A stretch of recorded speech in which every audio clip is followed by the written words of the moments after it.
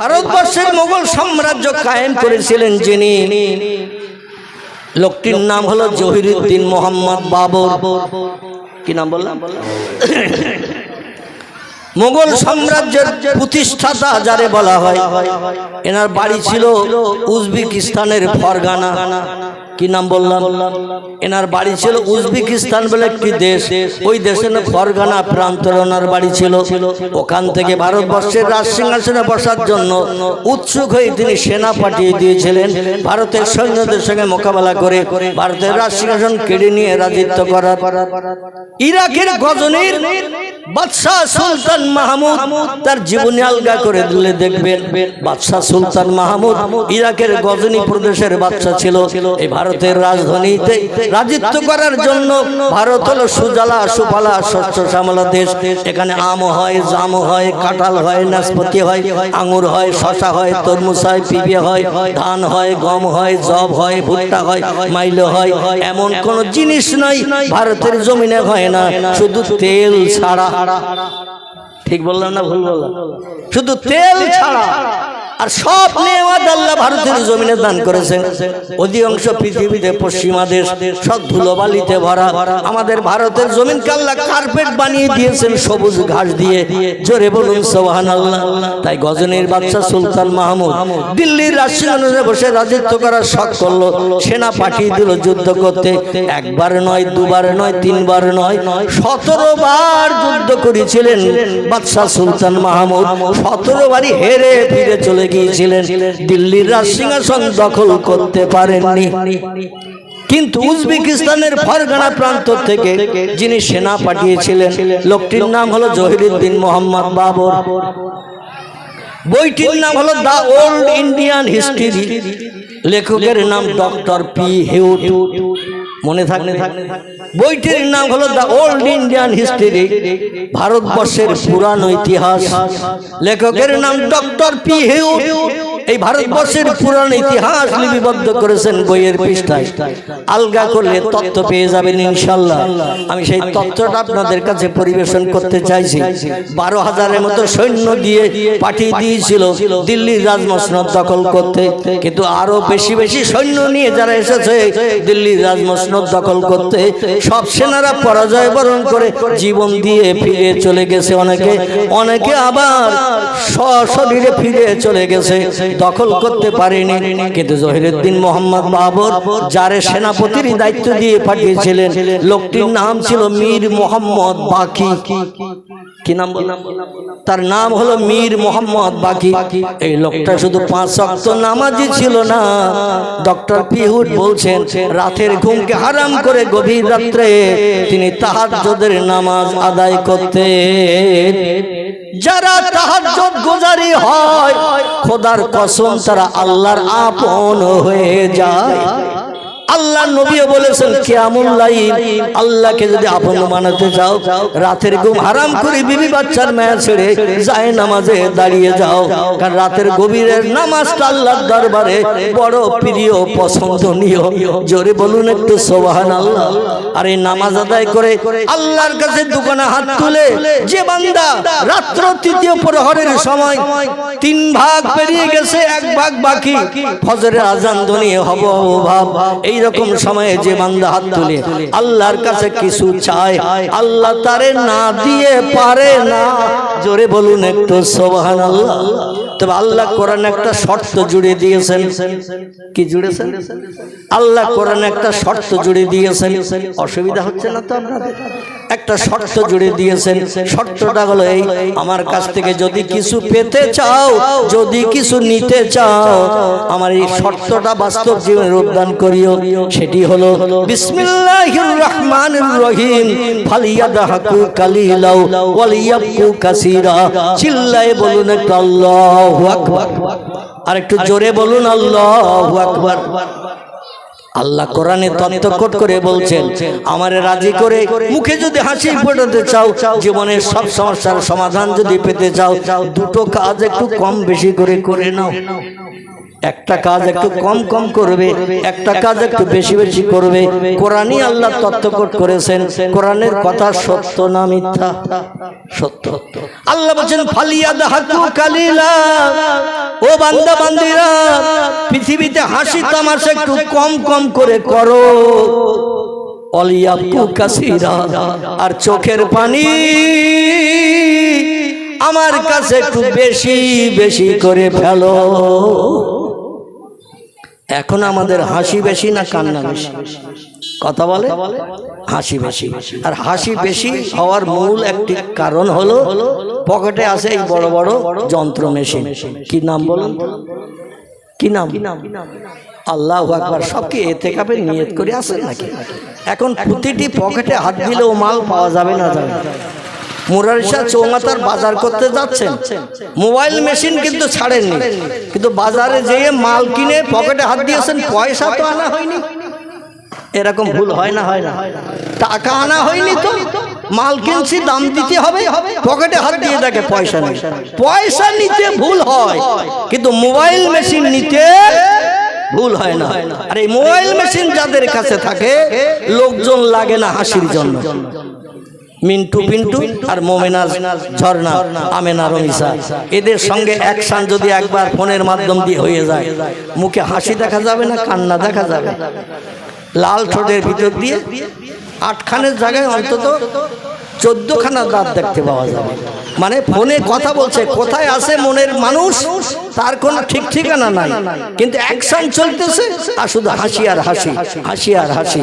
আমার ভাইরা, মনে হচ্ছে যেন দুনিয়ার সব হাতে পেয়ে গেছে। চিল্লাই বলেন নাউজুবিল্লাহ। আল্লাহ বলেন হাসো কম, কাঁদো বেশি। আল্লাহ নবী বলছেন হাসলে বান্দাদের 3টি ক্ষতি হয়। কটা? যারা বেশি বেশি হাসে তাদের 3টি ক্ষতি হয়, লাভ হয় না। একটি হলো যারা বেশি বেশি হাসে আল্লাহ এদের আয়ুষ্কাল কম করে দেয়। বেশি বেশি হাসলে আল্লাহ আয়ুষ্কাল কম করে দেয়, কারণ আল্লাহ পৃথিবীতে হাসির জন্য পাঠায় নাই। তুমি আনন্দ ফুর্তি করে হাসি তামাশায় মত্ত, এজন্য তোমাকে দুনিয়ায় রাখার আর কোনো প্রয়োজন নাই। আল্লাহ আয়ুষ্কাল কম করে দেয়। আয়ুষ্কালের দায়িত্ব কার হাতে? আল্লাহর হাতে। আল্লাহ নবী বলছেন বেশি বেশি যারা হাসে এদের স্মরণ শক্তি কম হয়ে যায়। যারা বেশি বেশি হাসে, অহেতুক হাসে, এদের স্মরণ শক্তি লোপ পেয়ে যায়, কম হয়ে যায়। আমার ভাইরা, এই পৃথিবীতে বেশি বেশি যারা হাসে আর আল্লাহ পাক তাদের অপদার্থ বান্দা হিসাবে পরিগণিত করে নেয়। এজন্য নবী বলছেন কাঁদলে 3টে কাজ খুব তাড়াতাড়ি হয়। কটা? হাসলে যেমন 3টে কাজ হয়, কাঁদলেও 3টে কাজ তাড়াতাড়ি হয়। তবে এই 3টে কাজ কিন্তু লস নয়, এই 3টে কাজ হলো লাভের কাজ। জোরে বলুন একটু সুবহানাল্লাহ। আল্লাহর নবী বলছেন কাঁদলে রুহু সাফ হয়, কাঁদলে গুনাহ মাফ হয়, কাঁদলে আল্লাহ বান্দা বান্দির উপরে খুব তাড়াতাড়ি রাজি হয়ে যায়। নারায়ে তাকবীর, নারায়ে তাকবীর। কাঁদলে রুহু সাফ হয়, অন্তরাত্মা পরিষ্কার হয়, কাঁদলে গুনাহ মাফ হয়। বড় বড় ঝুনো পাপীকে চোখের পানির ইজ্জতের খাতিরে আল্লাহ পাপ ধুয়ে মুছে সাফ করে দুনিয়ায় বেঁচে থাকতেই জান্নাতের সার্টিফিকেট দিয়ে কবরস্থ করেছেন কান্নার কারণে। জোরে বলুন একটু সুবহানাল্লাহ। এদের কারো নাম হযরতে ওমর, কারো নাম হযরতে আব্বাস, কারো নাম হযরতে আবু সুফিয়ান, আর বেশি নাম বলবো না। এরা ছিল ঝুনো পাপী, নবীর শত্রু, ইসলামের দুঃশত্রু, কোরআনের শত্রু ছিল পৃথিবীতে। কিন্তু কলেমা পড়ে মুসলমান হওয়ার পরে জীবনের পূর্ব জীবনের পাপের কথা স্মরণ করে কত মদ খেয়েছে, কত সুদের ব্যবসা করেছে, কত মানুষের মাল কেড়ে খেয়েছে, কত মানুষের প্রাণনাশ করেছে, কত বাচ্চাদের মাটির তলায় কবরস্থ করেছে। আমাদের পাপগুলো যদি দাড়িপাল্লার একদিকে চাপানো হয় আর ওহদ পাহাড় যদি আরেকদিকে চাপানো হয়, আমাদের পাপের দিকে মনিকাটা ঝুঁকে যাবে। তারাই তথ্য দিয়েছে, জোরে বলুন আমিন। এমন কান্না কেঁদেছে হযরতে ওমর। ইসলামের চির দুশমন, বৈরী শত্রু ছিল যে, নবী জানি দুশমন ছিল যে। মক্কা নগরীতে কম বেশি 6,500 মতো মানুষের লিডার ছিল।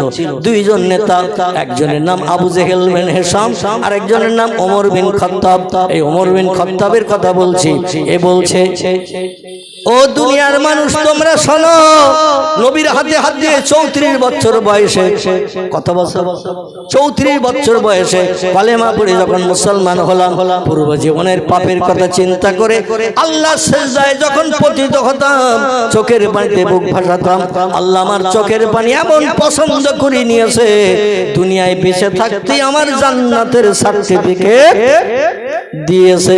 শুধু তাই নয়, ইতিহাস আলগা করে দেখেন, পয়গম্বর মুহাম্মদ রাসূলুল্লাহর কবরের পাশে কিয়ামত পর্যন্ত ওমর শোয়ার জায়গা পেয়েছে।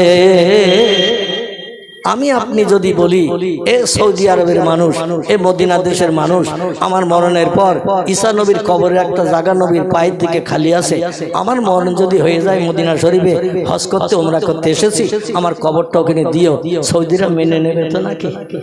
বলে কোথাকার কানা পকড়া, কোথাকার পাগল, এখানে এসে ঈসা নবীর জায়গায় কবর হতে চাচ্ছিস?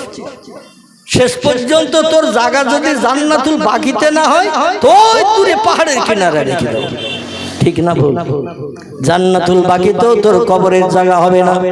আমার ভাইরা এত কান্না কেঁদেছে, আল্লাহ পাক রব্বুল আলামিন তার চোখের পানি কবুল করে জীবনের গুনাহ পাপগুলো মাফ করে দিয়ে আল্লাহ তাকে নবীর পাশে কিয়ামত পর্যন্ত কবরস্থ হয়ে শুয়ে থাকার সুযোগ দিয়েছেন। জোরে বলুন একটু সুবহানাল্লাহ।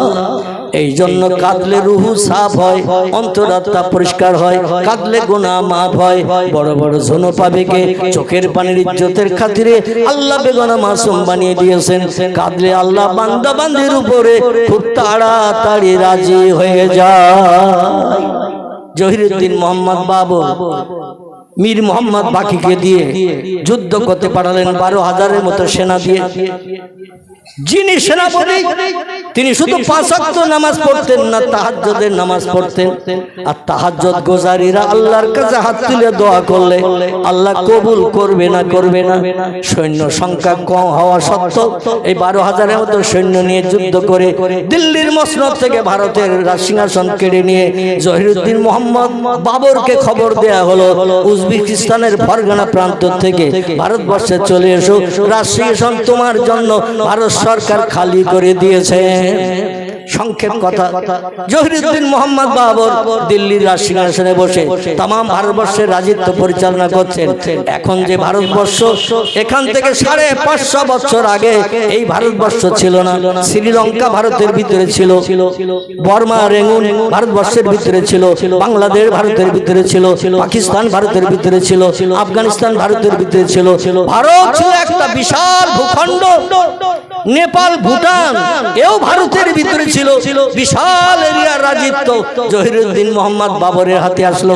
বাবর বলল, আল্লাহ পাক এক দেশ থেকে আরেক দেশে আমাকে রাজত্ব কায়েম করার, রাজসিংহাসনে বসার সুযোগ দান করে দিয়েছেন। সেই আল্লাহর রেজামন্দির জন্য, আল্লাহর সন্তুষ্টির জন্য আমার একটা কাজ অবশ্যই ভারতের জমিনে করতে হবে। নবী বলছেন, মান বানা লিল্লাহি মাসজিদান বানাল্লাহু লাহু বাইতান ফিল জান্নাহ। চিল্লায়ে বলুন একটা আল্লাহু আকবার।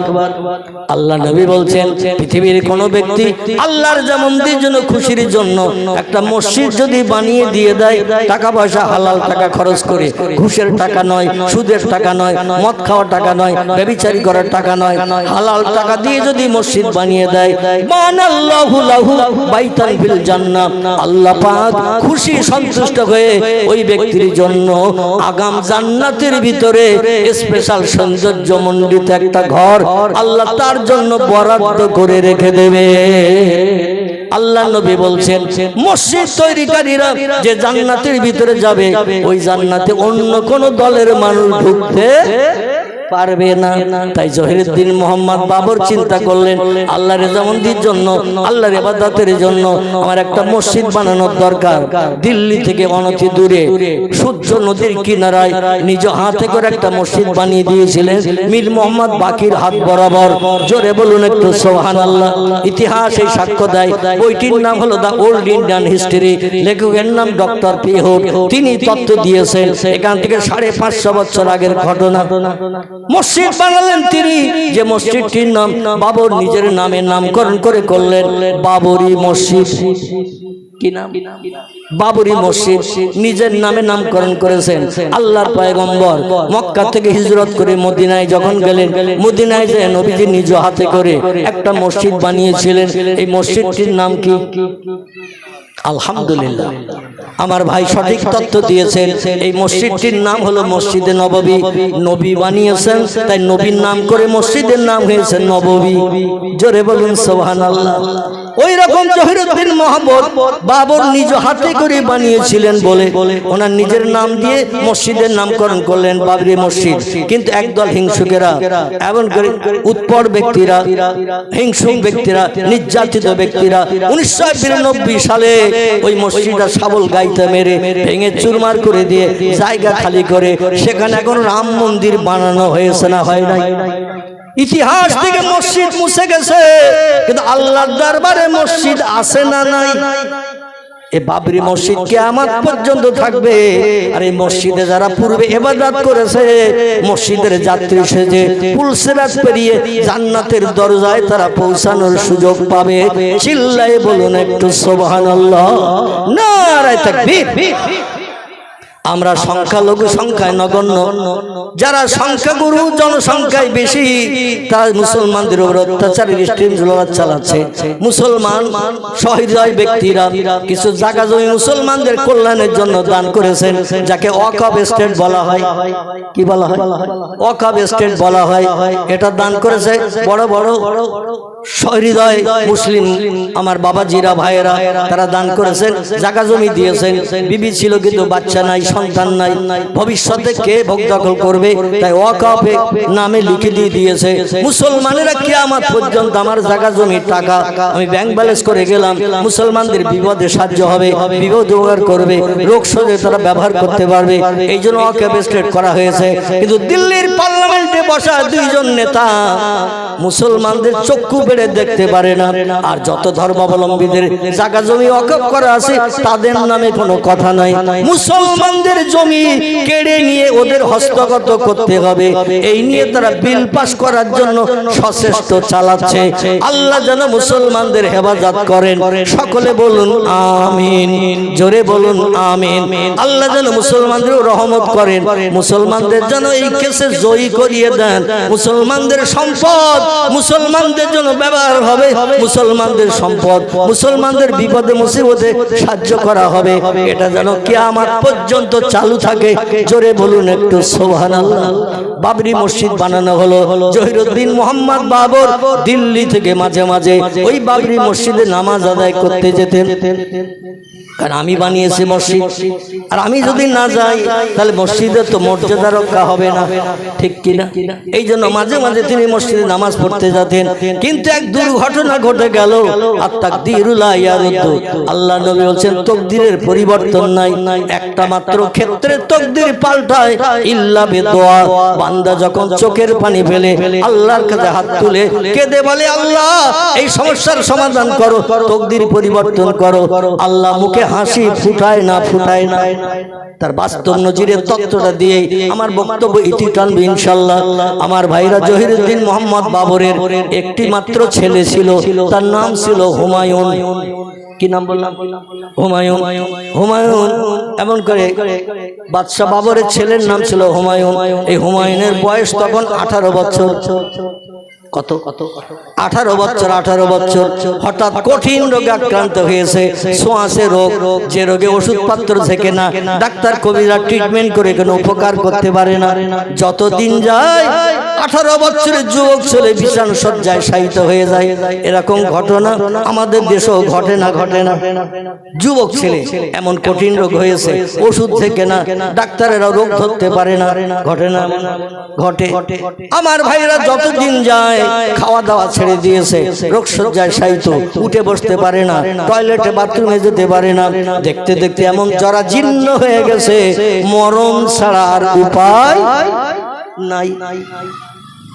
বিভিন্ন দেশ বিদেশ থেকে জহিরুদ্দিন মোহাম্মদ বাবর ডাক্তার কবিরাজ হাকিম বৈদ্য সব ডেকে এনে ট্রিটমেন্ট করাচ্ছে। কারণ আমার স্থলাভিষিক্ত হবে, যে আমার পরে রাজসিংহাসনে বসবে, যে সে আমার ছেলে, এই এমন করে হুমায়ুন। কিন্তু সে তো কঠিন রোগে আক্রান্ত, মৃত্যু শয্যায় শায়িত, শেষ পর্যন্ত বোধহয় মারাই যাবে। এই জন্য বাবর চিন্তা করলেন, ডাক্তার কবিরাজ দিয়ে যখন কাজ হলো না, হাকিম বৈদ্য দিয়ে কাজ হলো না, তাহলে কাজ করতে পারে কে? আমরা যেটা দেখতে পাই না সেটা দেখতে পাই কে? আমরা যেটা শুনতে পাই না সেটা শুনতে পাই কে? আমরা যে কাজ তাড়াতাড়ি করতে পারি না সেটা তাড়াতাড়ি সবার আগে করতে পারে কে? সেটা হলেন আল্লাহ সুবহানাহু ওয়া তাআলা। বাবর চিন্তা করলো, দুনিয়ার ডাক্তার কবিরাজ হাকিম বৈদ্য সকল সব ফেল হয়ে গেল, আমি আল্লাহর কাছে একটু কামনা করি, আল্লাহর কাছে সাহায্য চাই। কিন্তু সাহায্য চেতে গেলে আগে একটু আল্লাহর রেজামন্দি করতে হবে। আর রেজামন্দির উত্তম নাম হলো নামাজ। কি নাম? আফজালুল ইবাদাতি ইবাদাতিস সালাহ। জোরে বলুন আল্লাহু আকবার। তিরমিজি শরীফের হাদিস, আল্লাহ নবী বলছেন উত্তম ইবাদত, সবথেকে উত্তম ইবাদত, ভালো ইবাদতের নাম হলো নামাজ। কি নাম? নামাজ। উনি চিন্তা নিলেন ফজরের নামাজ পড়তে সেই জহিরুদ্দিন মোহাম্মদ বাবরের হাতে গড়া বাবরি মসজিদে সূর্য নদীর কিনারায় সেখানে চলে গেছেন নামাজ আদায় করতে। ভোরবেলা একটু নামাজ পড়বো, ছেলের জন্য আল্লাহর কাছে চোখের পানিতে বুক ভাসিয়ে একটু দোয়া কামনা করবো। বাজামাত ফজরের নামাজ আদায় করলেন, ইমাম সাহেব নামাজ পড়িয়ে দিল, সূরা কেরাত পাঠ করলো। বাবর ছেলের শোকে নামাজে দাঁড়িয়ে দাঁড়িয়ে চোখের পানিতে কাঁদে। ডাইনে বামে সালাম ফেরানো হয়ে গেল, নামাজ শেষ হয়ে গেল। মুসল্লিরা সব আপন আপন গৃহে কাজকর্মে ব্যস্ততার কারণে ফিরে চলে গেল। বাবর আর মসজিদ ছাড়ে না, মসজিদের এক কোণে বসে বসে আল্লাহর নামে জপ জিকির করছে, সুবহানাল্লাহ পড়ছে, আলহামদুলিল্লাহ পড়ছে, লা ইলাহা ইল্লাল্লাহ পড়ছে। আল্লাহর নামের যত জিকির আজকার তসবিহ আছে মসজিদের কোণে বসে বসে পড়ছে। পূর্ব দিকে যখন লাল আভা দেখা দিয়েছে, সূর্য উদয় হব ভাব, আল্লাহর কোরআন পাকে জানিয়ে দিয়েছেন সালামুন হিয়া হাত্তা মাতলাইল ফজর। জোরে বলুন একটু আল্লাহু আকবার। সূরা কদর। কি নাম? সূরা কদর। এই সূরা কদরে আল্লাহ জানিয়ে দিয়ে দিয়েছেন আমার আসমানি রহমত পৃথিবীতে বান্দাদের জন্য ওই সময় পর্যন্ত বর্ষিত হয় যত সময় না পূর্ব দিকে সূর্য উদয় হয়। সূর্য উদয় হয়ে গেলে আমার রহমতের দরজা বন্ধ করে দেয়া হয়। এই সময়ে বাবর দোকানে হাত তুলে তাসবিহ তাহলিল পাঠ করে আল্লাহর দরবারে কাঁদে আর বলে, আল্লাহ তুমি তো সব জানো, আলিমুল গায়েব তুমি, সামিউল বাসির তুমি, যেমন তুমি দেখো তেমন তুমি শোনো। আল্লাহ গোপন খবর সব তুমি জানো, তোমার অগোচর তো কিছু নাই। আজ দিল্লির রাজমসনদ ছেড়ে এই সূর্য নদীর কিনারায় বাবরি মসজিদে নামাজ আদায় করতে এসেছি কেবল তোমার রেজামন্দি হাসিলের জন্য। জোরে বলুন একটু সুবহানাল্লাহ। ও আল্লাহ, আমার দাবি চোখের পানি কবুল করো। ছেলের শোকে শোকাহত আমার ছেলে বাবার সামনে মারা যাবে, বাপ কোনোদিন মেনে নিতে পারে না। ছেলের মরণ বাপ কোনোদিন মেনে নিতে পারে না বাইরা আমার। কিন্তু আল্লাহ যদি মরণ দেয় মেনে নিতে হবে না, হবে না। ও আল্লাহ, আমি কি করে দেখবো আমার ছেলের মরণ, কি করে আমার ছেলেকে কবরস্থ করব? আয় আল্লাহ, তবে তোমার নবী জানিয়েছেন তকদিরের কোনো পরিবর্তন নাই। যার ভাগ্যে আল্লাহ যেটা জন্মের আগে লিখে দেয় সেটাই তার নসিবে জুটে যায়। আমি বুঝতে পেরেছি এই রোগে আক্রান্ত হয়ে আমার ছেলের মরণ হবে। এই রোগে আক্রান্ত হয়ে আমার ছেলের মরণ হবে। কারণ ওষুধ ঝেঁকে না, ওষুধ ঝেঁকে না, ডাক্তার কবিরাজে কোনো কাজ হয় না। ও আল্লাহ, তবে চোখের পানি কবুল করে তুমি তকদির পরিবর্তন করো, তোমার নবী জানিয়ে দিয়েছেন। এই জন্য চোখের পানিতে বুক ভাসিয়ে আল্লাহ তোমার কাছে আমি দোয়া চাই, দাবি করি আমার ছেলের হায়াতটা যদি ওই রোগে মরণ হয়, আল্লাহ ওই রোগটা তুমি আমারে দাও। কারে দাও? রোগটা আল্লাহ তুমি আমারে দাও, আর আমার যে বাকি হায়াত আছে জীবনে, ওই হায়াতটা আমার ছেলেরে তুমি দান করে দাও। আল্লাহ নবী বলছেন তিনটি দোয়া আল্লাহর দরবারে বিদ্যুতের মতো কবুল হয়। অন্য হাদিসে এসেছে আল্লাহ নবী বলছেন চারটি দোয়া বিদ্যুতের মতো আল্লাহর দরবারে কবুল হয়। এক নম্বরের দোয়া হলো বাপ মা যদি সন্তানের জন্য কোনো দোয়া করে আল্লাহ সে দোয়াটা বিদ্যুতের মতো কবুল করেন। দুই নম্বর, সন্তানেরা যদি পিতামাতার জন্য মরণের পর কবরকে সামনে রেখে কিছু দোয়া দরুদ শরীফ পাঠ করে, কোরআন শরীফের আয়াত সূরা তেলাওয়াত করে দোকানে হাত তুলে বলে রব্বির হামহুমা কামা রব্বায়ানি সাগীরা। আল্লাহর নবী বলছেন ছেলেরা যদি বাপ মায়ের জন্য দোয়া করে, মৃত পিতামাতার জন্য আল্লাহ বিদ্যুতের মতো দোয়া কবুল করেন। তিন নম্বরের দোয়া হলো কোন সায়েল, কোন মুসাফির আল্লাহর কাছে হাত তুলে দোয়া করলে, মুসাফির ব্যক্তি ঘর বাড়ি ছেড়ে বিদেশে ট্যুর করতে ভ্রমণ করতে গেছে, এ লোকটা যদি দোয়া করে আল্লাহ দোয়া বিদ্যুতের মতো কবুল করেন। আর একটা দোয়া আল্লাহ বিদ্যুতের মতো কবুল করেন কোন মজলুম ব্যক্তি, অত্যাচারিত ব্যক্তি, সারা পাড়ার মানুষ একদিকে, একটা লোক একদিকে, সারা পাড়ার মানুষ তার অত্যাচার নির্যাতন করছে, এই পার্টি তুই করিস না কেন, আমরা সব এই পার্টি করি, তোর এই পার্টি করতে হবে, অন্যদের তোর উপর অত্যাচার নির্যাতন উৎপীড়ন হবে। বর্তমানে চলছে না? চলছে না? আমার ভাইরা, এইরকম মজলুম ব্যক্তি চোখের পানি ফেলে আল্লাহর কাছে যদি দোয়া করে, আল্লাহ পাক মজলুমের চোখের পানি কবুল করে ওই এলাকায় আসমানি গজব নামিয়ে দিয়ে উচিত শিক্ষা দিয়ে দেয়। জোরে বলুন একটু সুবহানাল্লাহ। এই জন্য কোন অত্যাচারিত ব্যক্তির উপরে আমরা অত্যাচার করব না।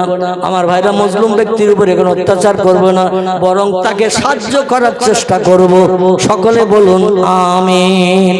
জহিরুদ্দিন মোহাম্মদ বাবরের চোখের পানি আল্লাহর দরবারে কবুল হয়ে গেল। বাবর বলল, আল্লাহ ছেলের মরণ যদি এই রোগে তুমি তকদিরে লিখে রেখে থাকো, রোগ তো সারবে না, আল্লাহ ওই রোগটা তুমি আমারে দাও, আর আমার বাকি হায়াত যেটা রেখেছো আমার হায়াতটা আমার ছেলেরে তুমি দিয়ে দাও। আল্লাহ পাক বাবরের চোখের পানি বাবরি মসজিদে কবুল করার কারণে মসজিদ থেকে নামাজ পড়ে দোয়া করে চোখের পানি মুছতে মুছতে বাড়ি এসেছে মাত্র 8 দিন। কদিন? ঐতিহাসিক ইতিহাসে লিখেছেন মাত্র 8টা দিন সময় আল্লাহ নিলেন। 8 দিনের মাথায় এই রোগাক্রান্ত একেবারে দুস্থ রোগী উঠতে বসতে পারে না, হুমায়ুন সুস্থ হয়ে ঠেলে উঠলো, আর বাবর ওই রোগে আক্রান্ত হয়ে দুনিয়ার জমিন থেকে বিদায় নিয়েছিলেন। জোরে বলুন একটু সুবহানাল্লাহ। ভারতের ইতিহাসে লিপিবদ্ধ হয়েছে দিল্লির রাজমসনদে সব থেকে কম বয়সের মানুষ যিনি বসেছিলেন তিনি হলেন হুমায়ুন। মাত্র 18 বছর বয়সে হুমায়ুন সারা ভারতবর্ষের রাষ্ট্রনেতা হয়েছিলেন। জোরে বলুন একটু আমিন। একটু মহব্বতে কলেমার জিকির, লা ইলাহা ইল্লাল্লাহ, লা ইলাহা ইল্লাল্লাহ, লা ইলাহা ইল্লাল্লাহ, মুহাম্মাদুর রাসূলুল্লাহ, লা ইলাহা ইল্লাল্লাহ, লা ইলাহা ইল্লাল্লাহ, লা ইলাহা ইল্লাল্লাহ, মুহাম্মাদুর রাসূলুল্লাহ। একটু তাকবীর ধ্বনি, নারায়ে তাকবীর। এরকম আওয়াজ দিলে হুজুর ওয়াজ করতে পারবে না। এখন কি রাত 12টা বেজেছে? কথা বল, এখন তো রাত 10টাও বাজেনি নাকি? তাহলে এখন আওয়াজ যদি এরকম হয় 12টার সময় তো সব আমরা মরিয়ে যাবো, মানে আর খবর হবে না। এই জন্য একটু জোরে আওয়াজ দেয় না বাচ্চারা, একটু জোরে আওয়াজ তোল, ঘুম ঢোল ভাবটা কেটে যাক। সবাই বাচ্চারা আওয়াজ তোল, নারায়ে তাকবীর, নারায়ে তাকবীর। সিলসিলায়ে হক ফুরফুরা শরী, সিলসিলায়ে হক ফুরফুরা শরী, মুজাদ্দিদ জামানের সিলসিলা, মুজাদ্দিদ জামানের সিলসিলা, জনাব পীরজাদা হুজুর কিবলা, জনাব পীরজাদা হুজুর কিবলা। নারায়ে তাকবীর। অনুরোধ রাখবো, মাজুর অসুস্থ ব্যক্তি হিসাবে কেউ যেন ওঠাউঠি করবে না, যে যেখানে বসে আছেন ওইখানে বসে থাকবেন। কেবল কাজায়ে হাজা, পেশাব বা পায়খানা না লাগলে উঠবেন না, যেন বিড়িখোর যেন তাও উঠবেন না। অন্তত হুজুরের ওয়াজ শেষ হবে, তারপরে বিড়িখোর উঠে দিয়ে বুদ্ধির গোড়া ধোঁয়া দিয়ে নেবেন রাস্তার ধারে দাঁড়িয়ে। অতএব যত সময় হুজুর থাকবেন কেউ উঠবেন না। রাজি আছেন তো নাকি? আলহামদুলিল্লাহ। সকল উচ্চ রবে প্রাণ ভরে মোহাব্বতে দরুদ শরীফ। আল্লাহুম্মা সাল্লি আলা